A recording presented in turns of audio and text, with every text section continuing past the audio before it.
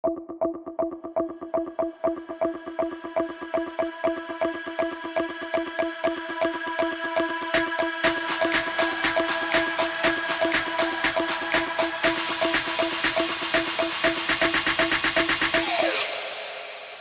տապանում հյուրընկալել եմ քաղաքագետ Հարություն Մկրտչյանին, պարոն Մկրտչյան, շնորհակալ եմ հրավերն ընդունելու համար։ Ես եմ շնորհակալ։ Ինչպես տեսանք, հոգևորականություն, իշխանություն այս արճակատումը նոր փուլ է մտնում, 3 բարձրաստիճան մի խումբ հոգևորականներ հանդես եկան հայտարարությամբ ըստ էության միանալով Նիկոլ Փաշինյանի նախաձեռնությանը մաքրել եկեղեցին այսպես կոչված սրբապիղծներից, սպասելի էր նման զարգացումը, նրանք նաև հանդիպեցին Փաշինյանին եւ արդյոք Փաշինյանի հետ հանդիպման գնացած հոգևորականները տեսան բարենորոգման այդ անհրաժեշտությունը եւ ոչ թե սպառնալիքներից, վախերից գնացին, քանի որ նրանց նկատմամբ եւս կարող են լինել կոմպրոմատներ, ամեն դեպքում բարեվարկության առումով ասել, որ նրանք եւս խոցելի են։ Շնորհակալ եմ հրավերի համար։ Իրականում Կտրիչ Ներսիսյանի հեռանալու պահանջը ձևավորելուց եւ հանրայնորեն հնչեցնելուց հետո ես ինքս էլ այն հատուկենտ ներգործիչներից եմ եղել հանրային, ով պնդել է, որ եկեղեցում կան առողջ հոգևորականներ, էտալոնային հոգևորականներ եւ այդ հոգևորականները ուղակի Կտրիչ Ներսիսյանի եւ նրա դինաստիայի կողմից, այսպես ասած, մեկուսացված ու իզոլացված են, բայց նրանք կան, նրանք եղել են եւ հիմա էլ նրանք ի հայտ են գալիս։ Եվ այդ շրջանում, սկզբնական շրջանում մի քանի եպիսկոպոսներ ընդհանուր նաև ինձ հետ են կապ հաստատել, իրենց մտահոգությունը հնչեցրել այս մասով։ Ես ինքս ակնկալում եմ այդ եպիսկոպոսների շարքին, որ եւս մի քանիսը մոտ օրերին կմիանան, որովհետեւ առանձին զրույցների ընթացքում կարծես թե նրանք ըստ իրենց պնդումների ամեն օր աղոթում են Նիկոլ Փաշինյանի սկսած բարենորոգման աշխատանքի հաջողությամբ պսակվելու համար։ Իսկ այս հոգևորականության, այս շրջանակի մասով, գիտեք, ես էլի այստեղ պետքա շատ անկեղծ լինեմ։ Նաև վարչապետը երեկ իր բրիֆինգի ընթացքում հաստատեց, որ հայ առաքելական եկեղեցու յուրաքանչյուր հետևորդ կարող է միանալ այս նորոգման, հոգևոր նորոգման արշավին եւ աջակցել։ Հիմա որոշ հոգևորականներ, վարչապետի կողքին հայտնված որոշ հոգևորականների ես դիտարկում եմ իբրև հայ առաքելական եկեղեցու հետևորդներ, շարքային հետևորդներ առաջին հերթին։ Ինչու, որովհետև նրանցից մի քանիսը առնվազն այո բարեվարկության հետ կապված խնդիրներ ունեն։ Ու Կտրիչ Ներսիսյանին, որ ասում ենք պիտի հեռանա, որովհետև խախտել է կուսակրոնության ուխտը, հովանավորել է սրբապղծությունը եւ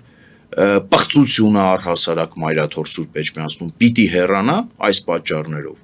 Վստահաբար Կտրիչ Ներսիսյանի հետ պետք է հեռանան այն հոգևորականներ, ովքեր ունեն խնդիր կուսակրոնության ուխտի հետ, ովքեր ունեն խնդիր բարեվարկության կանոնների հետ, ովքեր կասկածելի պայմաններում հարստացել են, ովքեր ունեն զավակ կամ զավակներ։ Սա ինձ համար սկզբունք է։ Եվ կարծում եմ վարչապետ Փաշինյանը եւս այս ճանապարհով կգնա եւ առհասարակ հայ առաքելական եկեղեցին ներսից ինքնամաքրման ճանապարհ աբռնել, ինքնամաքրման ուղի աբռնել եւ ամեն ինչ կպսակվի այդպես։ Կտրիչ Ներսիսյանը անպայմանորեն գազատիվ է հարանը,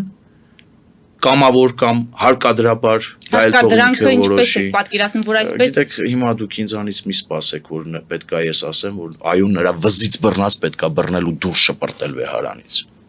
Ես այդպիսի հայտարարություն չեմ անի։ Կտրիչ Ներսիսյան ունի դեռևս հաշված ժամեր որոշում կայացնելու եւ կամավոր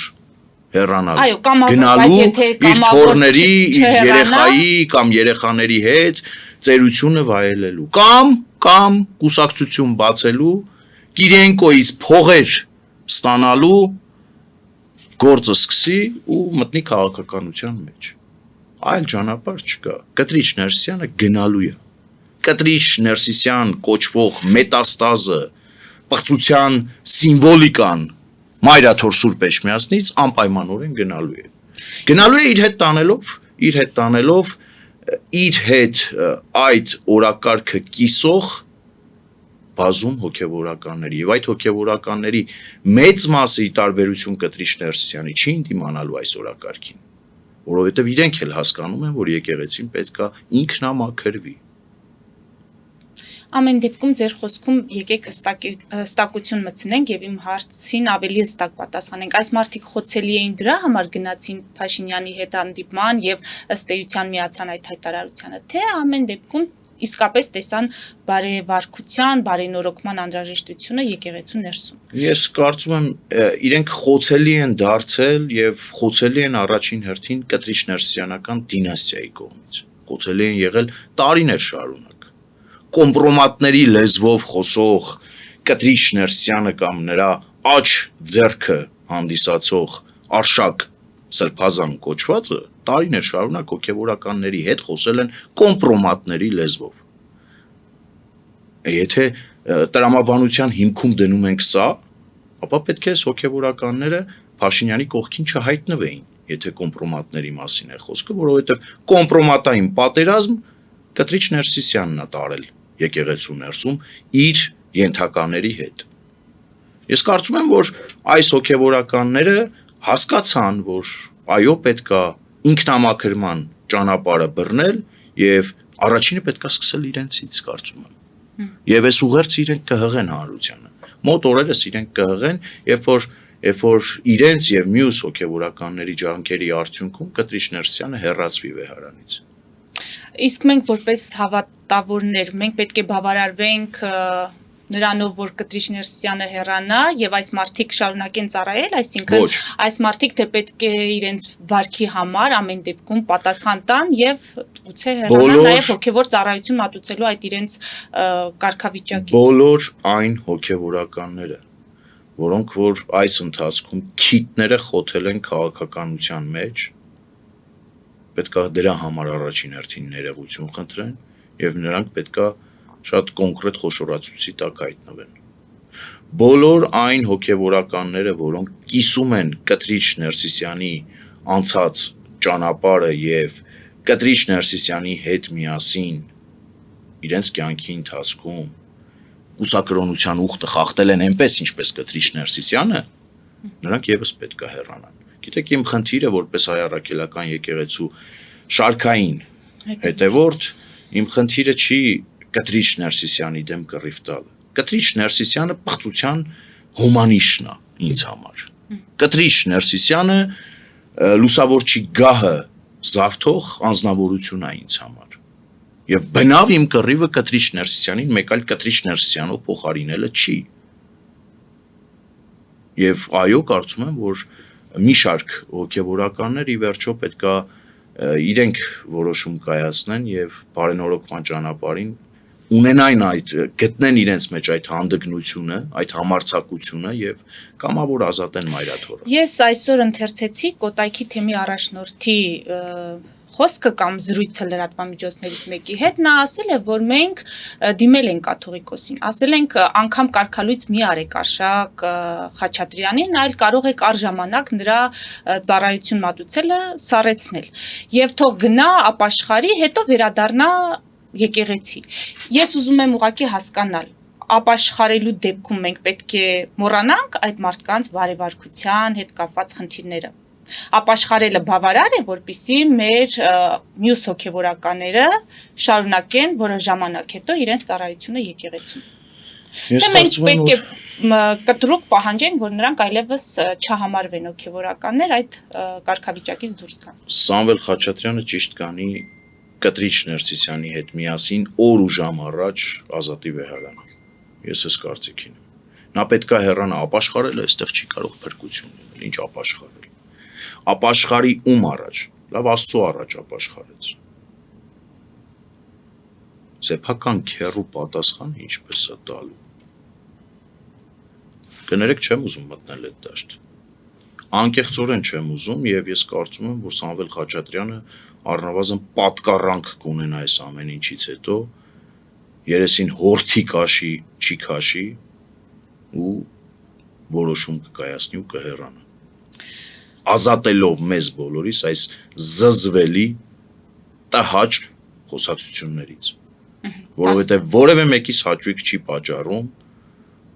Սամվել Խաչատրյանի ինտիմ տեսանյութերը քննարկելը կամ դրա հետևանքները քննարկելը։ Հետևանքը մեկն է։ Կուսակրոնության ուխտը խախտելը, պղծությամբ զբաղվել, բառի բուն իմաստով ու պետքա հեռանա։ Հեռանա ու ինչքան հեռու այնքան լավ։ Շատ լավ։ Հանրության աչքին ինչքան չերևա, այնքան լավ իր համար։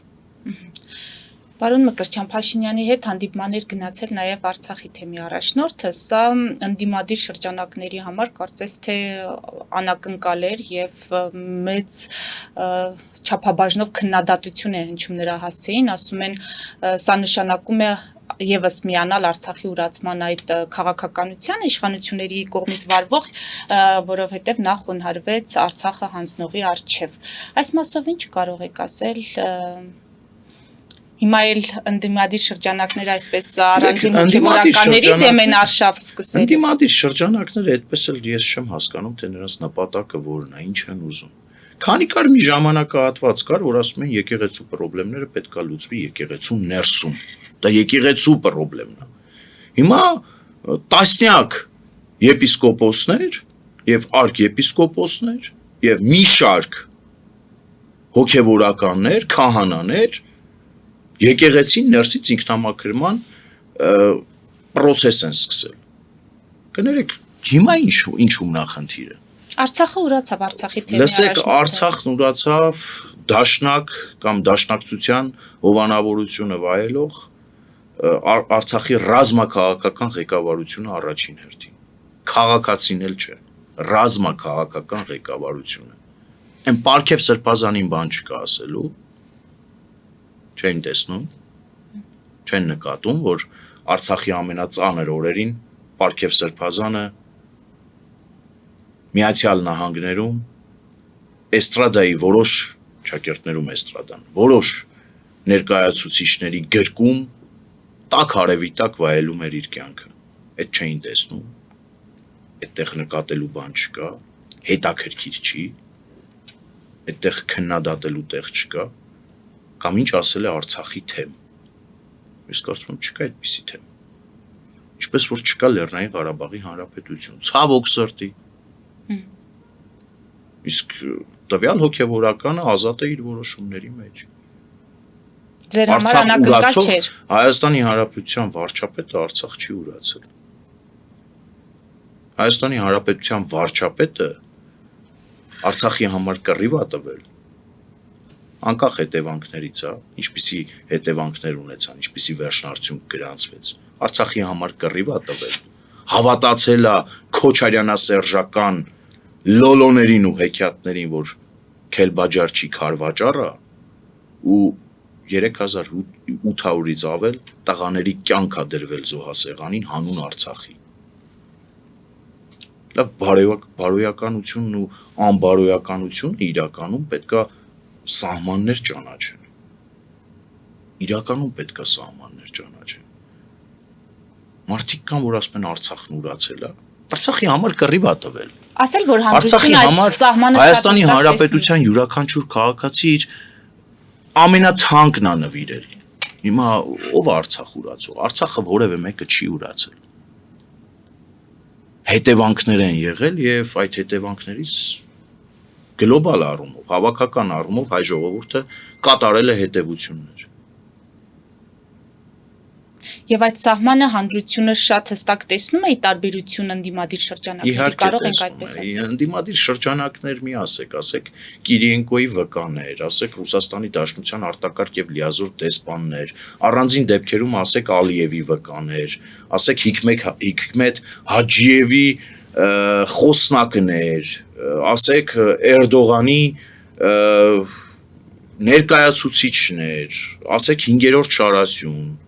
ասեք Հայաստանի Հանրապետության պետականության դեմ կռիվ տվողներ, ասեք Հայաստանի Հանրապետության անկախությունը ժամանակին սակարկողներ, ասեք Հայաստանի Հանրապետությունը թալանածներ, ասեք ի վերջո տերպետրոսյանական ոճով թաթար-մոնղոլական արշավախմբեր, ինչ կուզեք ասեք, ինչ կապ ունեն այս մարդիկ ժողովրդի հետ։ Ժողովրդի մի փոքրիկ, շատ փոքրիկ, սարսափելի փոքրիկ հատվածն են, գերագրեսիվ, որ փորձում են հանրային տրամադրությունների վրա ազդել, օգտվելով նախորդ ընտրություններում ստացած դիրքից, ազգային ժողովի ամբիոնից, կեղտոտ փողերով պահվող լրատվամիջոցների ընձեռած հնարավորություններից եւ այդպես շարունակ կերակրատաշտից զրկվածներին իրենց շուրջը համախմբելով էս է իրաց նպատակը, էս է այդ շրջանակը, ինչ հայ ժողովրդի հետ իրենք կապ չունեն։ Իսկ իրենց հակառակ պարագայում Հայաստանի Հանրապետության քաղաքացին վաղուց Արցախի թեմայով վաղուց մի քանի առիթ ունեցել է Հայաստանի Հանրապետությունում իշխանություն փոխելու, եթե դրա հետ համաձայն չէր։ Ասեմ ավելին, Հայաստանի Հանրապետության ժողովուրդն ու քաղաքացին շատ լավ հասկանում է, որ այն քաղաքական ուժը, որը որ Արցախը եւ Արցախի ապագայի տեսլականը լոզունգ է դարձնում ու ընտրություններում նաեւ քվե ստանալու համար միջոց է դարձնում, շատ լավ գիտակցում են, որ այդ լոզունգներով եւ այդ ռետորաբանությամբ քաղաքականության մեջ գործող քաղաքական ուժերը պատերազմի մունետիկներ են։ Դա էլ է հասկանում ժողովուրդը։ Ու դրա համար հիմա ես եւս մեկ անգամ ձեր տաղավարից հորդորում եմ իրենք այս ճանապարհով գնան։ Եթե խոսում են Արցախից, իսկ իրենք խոսում են։ Եթե խոսում են ուրանալուց, իսկ իրենք խոսում են, թող բարի լինեն 2026 թվականի իրենց նախընտրական ծրագրերում զետեղեն Արցախի ազատագրման մինի օպերացիան կամ նպատակ սահմանեն առնվազն Արցախն ազատագրելու։ Ու կտեսնենք Հայաստանի Հանրապետության քաղաքացին հաշտ է այդ օրակարգի հետ, կիսում է այդ օրակարգը, բանի տեղ դնում է իրենց առհասարակ, թե ոչ։ Ձեր բնորոշումները չկրկնելով, պարոն Մկրտչյան, ամեն դեպքում խորհրդարանում գտնվող այդ երկու խմբակցությունները նախաձեռնել էին խորհրդարանական լսումներ Հայաստանում ժողովրդավարության հետընթացի եւ դրա արդյունքում քաղբանտարկյալների աննախադեպ թվի հարցով։ Հասկանալի է, որ նրանց ելույթների առանցքային մեսիջները ուղղված էին նաեւ միջազգային հանրությանը, ինչ է կարծում միջազգային հանրությունը կարծականքի, այսինքն իրենք միջազգային հանրության մասով իրենց նպատակներին կհասնեն։ Թե միջազգային հանրության դեպքում էլ իրենք կմնան որպես միջազգային հանրությունը Հայաստանի Հանրապետությունում ունի աչքեր եւ ականջներ։ Եթե իրենց թվում է, որ այդ աչքերն ու ականջները եւ այդ թարգմանիչները չեն տիրապետում իրավիճակին, իրենք չարաչար սխալվում են։ Ովքեր են քաղբանտարկյալներ։ Չինական Վարդան Ղուկասյանի Երևանյան մոդելները, որ փորձում են նմանակել հայտնի բլոգերին ու հայոյախոսությամբ մարդկանց թիրախավորել իրենց հանրային քաղաքական գործունեության համար։ Ովքեր են քաղբանտարկյալները, մարդիկ, ովքեր որ հոգևորականի սքեմը խաչը պարանոցին գցած օգտագործում էին, իրենց դիրքը օգտագործում էին եւ պլանավորում էին ըստ քննչական կոմիտեի տարածած հաղորդագրության եւ իրավապահ համակարգի կողմից տարածած հաղորդագրությունների պլանավորում էին մի երկու հոգու պատերի տակ գյուլել, հետո քեշով ընտանիքի անդամներին տալ գումարը փողը առնել այդ դիակները գալ իշխանության ավտոբուսներում մարդկանց ողջ այրել, ովքեր են այս լուրջ այս շրջանակը քաղբանտարկյալ է։ Գործարարը քաղբանտարկյալ չէ։ Մասնավորապես Սամվել Կարապետյանը։ Երբ որ նա ընդամենը մեկ հայտարարություն է արել։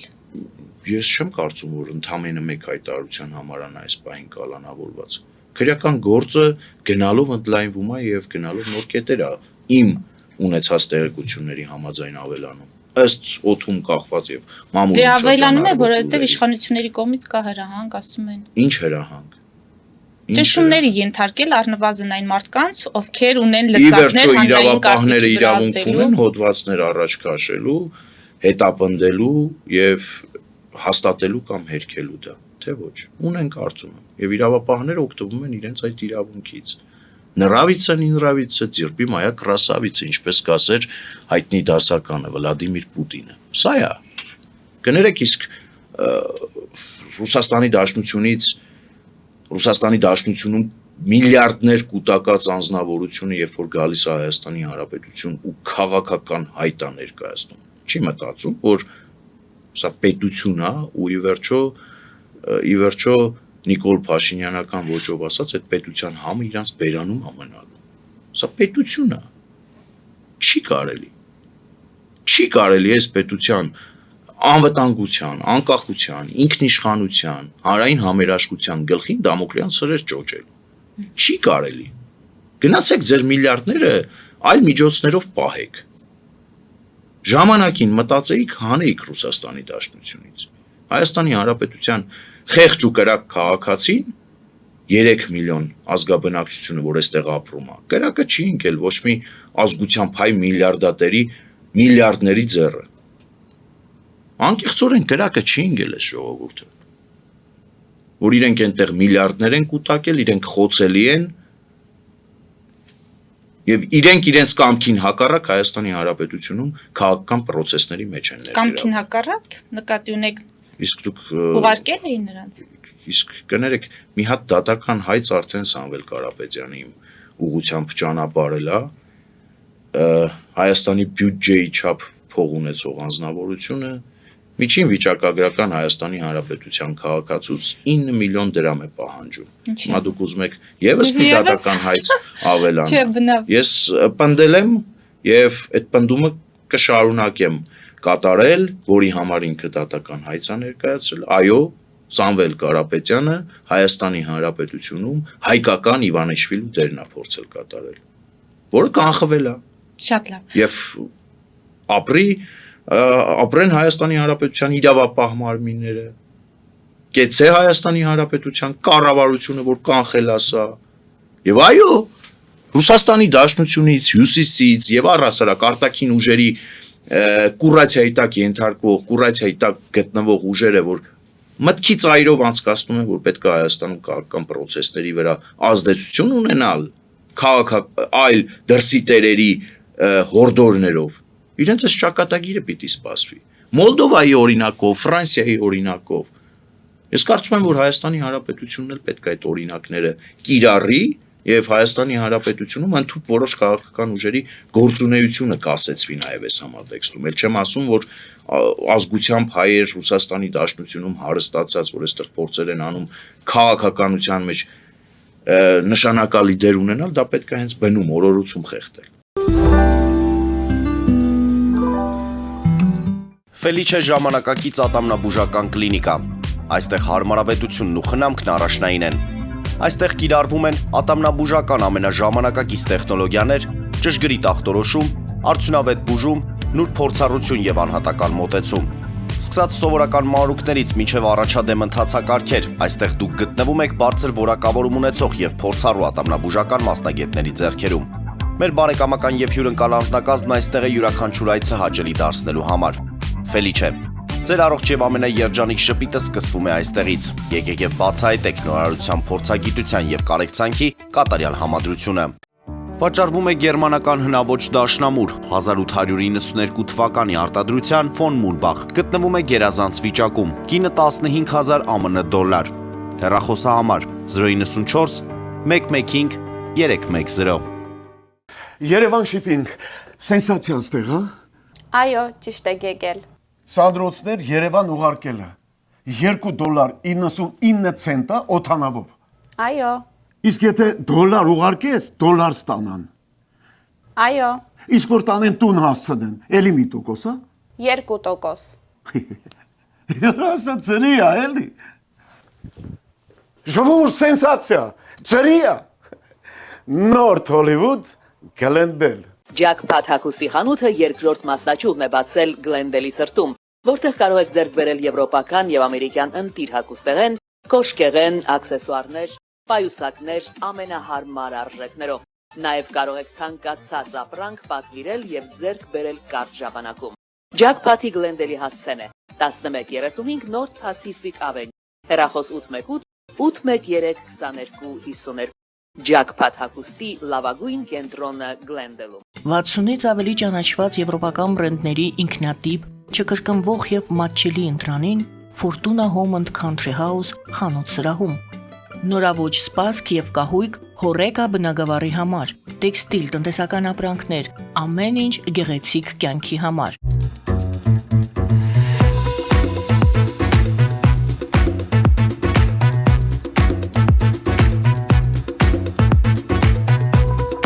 Արարատ ռեստորան, ընտանեկան եւ ընկերական ժամանցի լավագույն հասցե, սիրված արտիստներ, հյուրընկալ մթնոլորտ, հարուստ ճաշացան, անմահական խորտիկներ, Արարատ ռեստորան, հասցեն անփոփոխ, սիրով սպասում ենք ձեզ։ Լավագույն պաղպաղակ, բնական, համեղ եւ մատչելի գներով պաղպաղակը կարող եք ձեռք բերել բոլոր հայկական խանութներում։ Պահանջեք հայկական պաղպաղակ, Թամարա պաղպաղակ։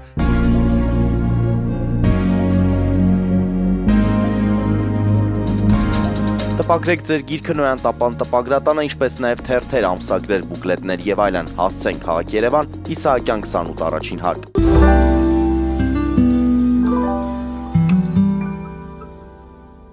Վերադառնալով այդ հոգևորականություն, իշխանություն արճակատմանը,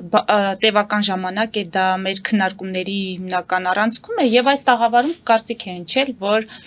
իրականում սա շատ հեռուն գնացող նպատակ ունի այս արճակատումը։ Նիկոլ Փաշինյանը պատրաստում է նոր սահմանադրության մեջ, որը պետք է ընդունվի, եկեղեցու դերի փոփոխություն իրականացնել, էլի տեղավորում են ադրբեջանական պահանջների համատեքստում եւ այսօր արդարադատության նախարարը տեղեկացրել է, որ սահմանադրության նոր տեքստը պետք է պատրաստ լինի մարտ ամսին, այսինքն մինչև ընտրությունները։ Հիմա այս թեմայով ինչ կարող եք ասել, արդյոք այդպիսի փոփոխությունը ճիշտ կլինի, եթե իսկապես եկեղեցու դերի փոփոխության հարց դրվի սահմանադրությունում։ Ինչպիսի փոփոխություն։ Այ տեսեք, մարդիկ անում են հայտարարություններ, բայց չեն նշում, թե օրինակ այդ հայտարարությունների հիմքում ինչ կա։ Կասկածամտություն, տեսակետ, դիրքորոշում, շատ լավ։ Ենթադրություն։ Կյանքի իրավունք յուրաքանչյուր տեսակետ ունի կյանքի իրավունք միջև են պահը, քանի դեռ այդ տեսակետը հստակ գործողություններով չի հերքվել։ Իսկ կներեք, այդ մարդիկ իրենց հարց տվել են, եկեղեցուն տրված այդ դերը սահմանադրությամբ պահվել է միջև այսօր, թե չի պահվել։ Շատ կարևոր հարց է։ Կներեք, եկեղեցին սահմանադրության մեջ իր դիրքն ու տեղը չգիտեր, չուներ, ուներ։ Հստակ է, չէ, որ եկեղեցին ու պետությունը տարանջատ են։ Կներեք, իսկ երբ որ Կտրիչ Ներսիսյանն ու իր թայֆեն բառի բուն իմաստով քաղաքական պրոցեսների մեջ էր ներգրավում, քաղաքական պրոցեսների մեջ էր մտնում, կարմիր գծեր էր հատում, սահմանադրություն էր ոտնակոխանում։ Ուր էին այդ մարդիկ։ Ինչի չէին խոսում սահմանադրության դերի մասին, սահմանադրության նշանակության մասին։ Թե բա հիմա սահմանադրական փոփոխությունները տեղի է ունենում, Փաշազադեն Բաքվից եսի ինչ է խոսում,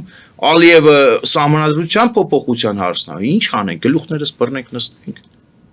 Առաջարկը ո՞րն է, լավ ժողովուրդ, առաջարկը ո՞րն է։ Փաշազադեն խոսում է, Ալիևը խոսում է։ Փաշազադեն խոսելու է, Ալիևը խոսելու է։ Առաջարկը կյանքը Հայաստանի Հանրապետությունում կանգնեցնել ուղղակի։ Մենք սահմանադրության փոփոխությունների հարցը երբ է մեր հասարակության մեջ հանրային քննարկման առարկա դարձել։ Դեռևս 2018 թվականից։ Դեռևս 2018 թվականից։ Հիշեցնեմ, կար մի շրջան, որ սահմանադրական դատարանի դատավորներից ազատվելու ճանապարհը ընդհուպ նաև սահմանադրական փոփոխությունների տարբերակով էին դիտարկում, նաև այդ համատեքստում էին քննարկում։ Այսինքն այդ քննարկումները մեր մեջ միշտ եղել է։ Հիմա ո՞րն է խնդիրը։ Արկա ժամանակավոր, ավելի ես ասեմ, չշփվել Ադրբեջանի հետ։ Ինչու չշփվել։ Չշփվել դրանց քաղաքասարակության ներկայացուցիչների հետ, որովհետև նախ մեր գերիները դեռ այնտեղ են, ավելի նրանց 16 տարուց մինչև ցմահ ազատազրկում է սպառնում։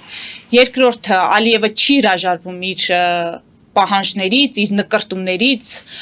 գիտնականներին հանձնարարությունները իջեցնում, որ Հայաստանի տարածքը ցարական քարտեզներին հղում անելով, այսպես ասած, պատկանում է Ադրբեջանին։ Երբ որ ավարտեք, ասեք ինչ անել։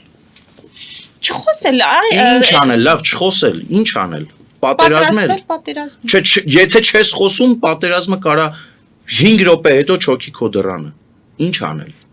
Արագ տեմպերով զինվել եւ պատրաստվել պատասխան տալու, արժանապատիվ պատասխան տալու, պարոն Մկրտչյան։ Լուրջ եք դուք հիմա ասում։ Այդ մարդիկ լուրջ են ասում։ Դե դրա համար եմ ասում, բան չմնաց ընտրություններին, կարող են իրենց օրակարգում դա դնել, ու գնալ Հայաստանի Հանրապետության քաղաքացիներին հերթական պատերազմի գույժը հասցնել ու ասել, որ իրենց ընտրելու պարագայում իրենք արժանապատիվ կպատերազմեն, արագ կզինվեն, ինչպես որ զինվում էին 80-ականների զենքերով ու մետաղե ջարդոններ էին բերում Հայաստանի Հանրապետություն։ Գերիներին կգնանք ազատեն, գերիներից որ խոսում են, Կտրիչ Ներսիսյանով տալի անցնում են, մեկը հարց չի տալիս Կտրիչ Ներսիսյանը, իբրև ամենայն հայոց 132-րդ կաթողիկոս, իր դիրքերից, գեթ մեկ օր, փորձ կատարելա գերիներին վերադարձնի, լավ գերիները այնտեղ են, ու ինչ, ամենօրյա աշխատանք պիտի տարվի, որպեսզի գերիներին վերադարձվի, կյանքը էլի եմ կրկնում, կանգ առնում, չպիտի շփվել, պիտի հարևանների հետ հարաբերություն չունենալ, հավերժական թշնամանք էստեղ սերմանել, պատերազմներ բորբոքել, ով է շահելու, լավ ինչ ենք տվես ժողովրդին, որ չենք կարող ձեռից առնենք,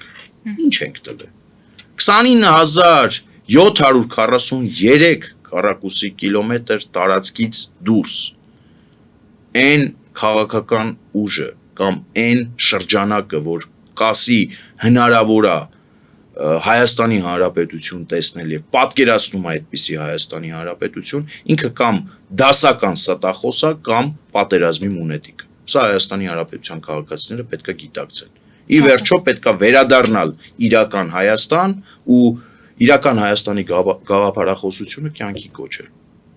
Շատ լավ, եկեք ամփոփենք մեր հարցազրույցը, պարոն Մկրտչյան, վաղ շաբաթում ձեզ 13 ձայն չհերիքեց, որպեսզի այդ անցողիկ շեմա հաղթահարեք, ինչ վերլուծություն ունեք ընտրությունների արդյունքների հետ կապված, սա ինչ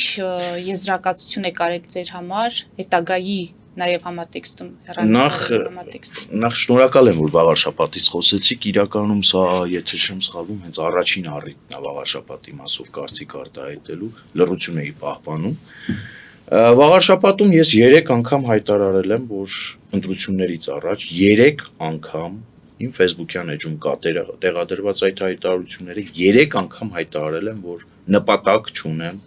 ընտրություններին մասնակցելու վաղարշաբաթի։ Ինչու փոխվեց իմ այդ որոշումը,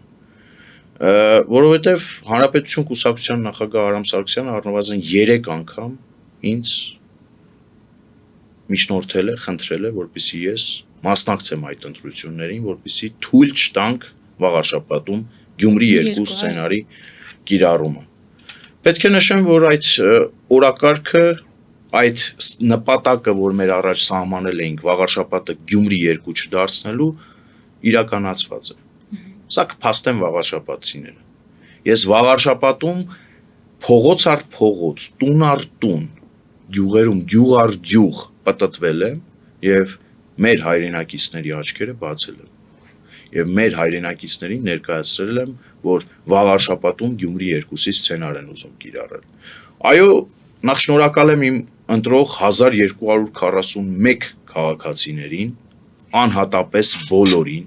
խոնարհվում եմ նրանց առաջ, ուզում եմ նշել են հերյուրանքները, որ տարածվում է, որ ես բաց չեմ քաղաքացիների հետ շփման մեջ, դա ապացուցվել է, որ ես բաց եմ, բայց նաև օգտվելով առիթից ուզում եմ խնդրել մեր հայրենակիցներին, խնդիրների արկայության պարագայում վաղարշաբաթ խոշորացված համայնքում առհասարակ, անկախ նրանից ես ունեմ մանդատ թե չունեմ, ես այդ քաղաքում անելիք վստահաբար ունեմ եւ իրենք կարող են ազատ դիմել ինձ, ես բաց եմ եւ իրենց այդ շփման մեջ որևէ պարագայում կաշկանդված չեմ։ Վաղարշաբաթում ունենք այն, ինչ ունենք։ Տեղական ինքնակառավարման մարմինների ընտրությունները ցավոք սրտի շարունակում են թայֆայական, խնամի ծանոթ բարեկամական կապերով պայմանավորված ընտրություններ լինել։ Ես մաքսիմալ փորձել եմ քաղաքականացնել 1241 քաղաքացին պետք է նշեմ, որ խիստ քաղաքականացված են, 100% կարող եմ նշել, որ 1241 քաղաքացին կիսում են Կտրիչ Ներսիսյանի հեռանալու օրակարգը, որովհետև ես ի տարբերություն այլ տեխնացուների դա դրոշակ էի դարձրել, քարոզարշավի ընթացքում եւ իմ սկզբունքներին չեմ դավաճանելու։ Սա է, ես տեղական ինքնակառավարման մարմիններում ընտրությունների մասնակցելու ոչ ցանկություն եմ ունեցել, ոչ էլ ունեի։ Գյումրի 2-ի սցենարը բացառելու համար վաղար շաբաթում մտել եմ ընտրապայքարի մեջ ու պետք է ասեմ, որ պատվով ես դա կատարել եմ եւ թույլ չեմ տվել վաղար շաբաթը Գյումրի 2-ի վերածեմ որոշ պրո-ռուսական եւ ռուսահպատակ ուժեր։